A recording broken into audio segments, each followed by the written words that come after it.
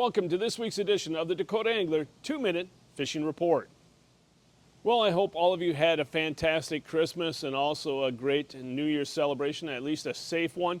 And speaking of safe, around here the ice conditions are anything but that around the Sioux Falls immediate area anyway. A lot of open water, a lot of soft ice out there with all the rain that we received. Some areas of, around the Sioux Falls area picked up close to 3/4 of an inch of rain.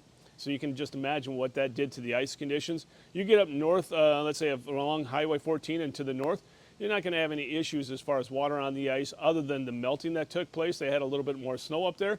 So again, the good thing is Mother Nature is now supplying the cold air, and that's going to firm everything up. And so by this weekend, I think you're going to see a lot more people out on the ice. It's going to get better and better out there because they got rid of a lot of the snow. And the one thing that you will need is cleats because there's no snow out there, so it's pretty slick. As far as the fishing report is concerned the past week, up in the northeastern part of the state, that's where a lot of the activity really was as far as fishermen is concerned. The lakes that produced walleyes included Waubay, Bitter, Hazelton, Opitz, Dry Lake by Clark. Also Indian Springs produced a few, as well as North Rush, Big Stone, Drywood, and then also Reed. Down the southeastern part of the state, the lakes that produced walleyes, and again, I emphasize this, a little grain of salt here because of the fact of the ice conditions around some of the areas. But Dry Lake by Willow Lake was popular, as well as Ponset, Thompson, and Whitewood. Then also Sinai, a few being caught at Henry, 81 Ponds, and then also Oak. And then down a few being caught as well as Madison and Twin, but mainly before the warm weather of the weekend and then also the rain that we got on Monday. Now, I know what a guy's been using to catch the walleyes. A lot of Northland buckshot spoons that we've talked about the past couple of weeks. The Lindy Rattling Flyers have been working well. The Castmasters with the new Moonshine Glow Paint have been very popular, to say the least. The Rapala Rippin' Wraps, I would say that's the #1 bait to go to right now. And then the other one is the Fish Daddy Dirties Bombs. I don't know, some of you may not have seen these before. That's what they look like. They have an LED light to them and that they flash. Very, very popular, to say the least, especially under tip-ups, but also jigging for them tipped with a minnow head. And then as far as the perch bite is concerned around the area, again, that's been kind of up and down depending on the day. The lakes that produce walleyes included Waubay, Big Stone, Bitter, also Pelican, Dry Lake by Clark, as well as Willow Lake, and then also a few being caught at Ponset, Thompson, Whitewood, and then 81 Ponds. Now, what have guys been using to catch the perch? A lot of clam pinhead minnows. Pilkies have been working well. Small versions of the Northland Slim Spoon, as well as the Eyeball Spoon, and then also the Forage Minnow Spoon. And here's if you don't remember what the Slim Spoon looks like, this is new this year. It's made of tungsten from Northland. Has worked really well, to say the least, and the brighter colors have worked out best.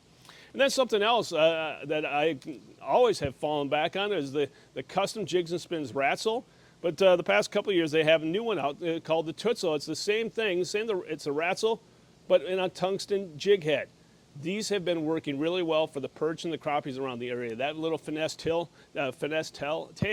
has worked very well, to say the least. So again, if you don't have any of these in your toolbox, make sure you stop by here at the store and check them out because they work great. Tipped with a minnow head, or a waxworm or a maggot, or nothing at all. So stop on by the store, pick them up, or order them online at dakotaangler.com. In this week's version of Todd's Tackle Tips, we're going to talk about something that we really haven't talked about a lot, and that's just rod holders that you can use the next time you're out in the ice. And people ask me when they came in the store, and the reason why we're talking about it is that a customer asked me, how can you have so many different rod holders? Isn't a rod holder a rod holder? Well, yes and no. Obviously, the big difference is the price, but also the different style and the uses of that rod holder is really going to make your choice a little bit easier. Now, a lot of times people, when they think of a rod holder on ice, they don't think of just a typical metal rod holder like you can see right here. This is made by Eagle Claw, again for $2.99. Does a job. It's been around for years. If you get a little bit older, maybe like me, you can't bend down as far as you used to. Same version, just a little bit taller. Same thing. But again, so they work very well. Nothing wrong with them. Nothing against those two versions. But there are different types of rod holders out there as well. Ones that will sit on your bucket, on your pail, 5-gallon pail, again, very, very popular, especially when using a dead stick. And then also you have the pigtail version, very similar to what you have there, but a little bit more stability, maybe not as top heavy. And so if you get a bigger fish on it, it's not going to pull it and tip it over per se.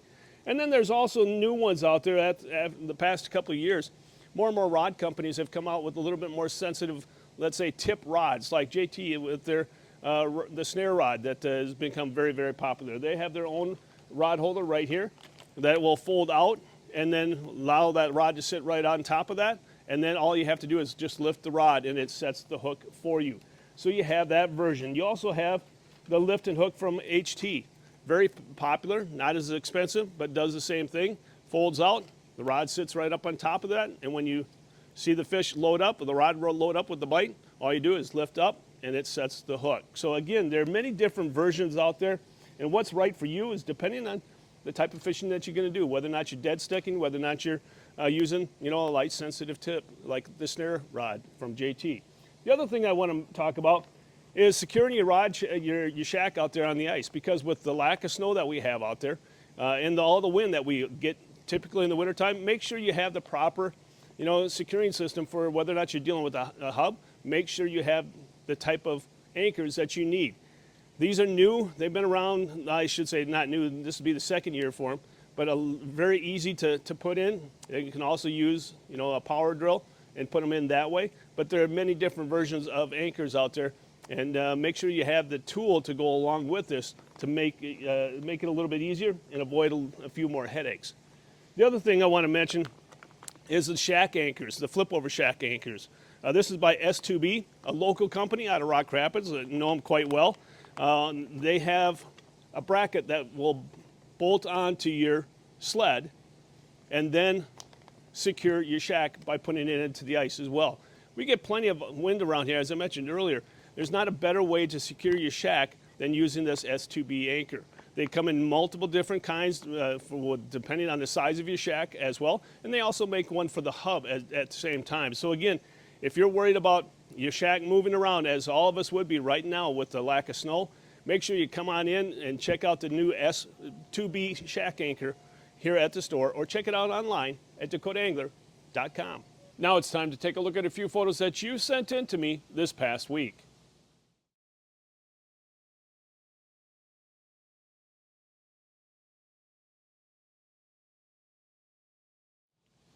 And remember, folks, if you'd like your photo included in next week's version of the 2-Minute Fishing Report, all you have to do is send it to me. And you can do so by sending it to Todd@DakotaAngler.com. And as always, folks, before we end this week's report, I want to remind you that if you can't make it to the store and take advantage of this great selection of ice fishing tackle, make sure you go to our website at DakotaAngler.com, and we'll ship it out to you the next day, because everything that is on the store floor is also available on our website. And if you have any questions about what you hear on today's report or that you see on our website, feel free to give us a call at 605-336-9132. And also, the fishing reports are on there as well, and a little nice new graphic that we revamped with the new website. Let us know what you think of that as well. Well, folks, that's this week's version of the 2-Minute Fishing Report. For Dakota Angler, I'm the owner, Todd Heitkamp, and as we say around here, fish on! We'll see you next week. Thanks for watching, folks. Stay healthy and have a great new year.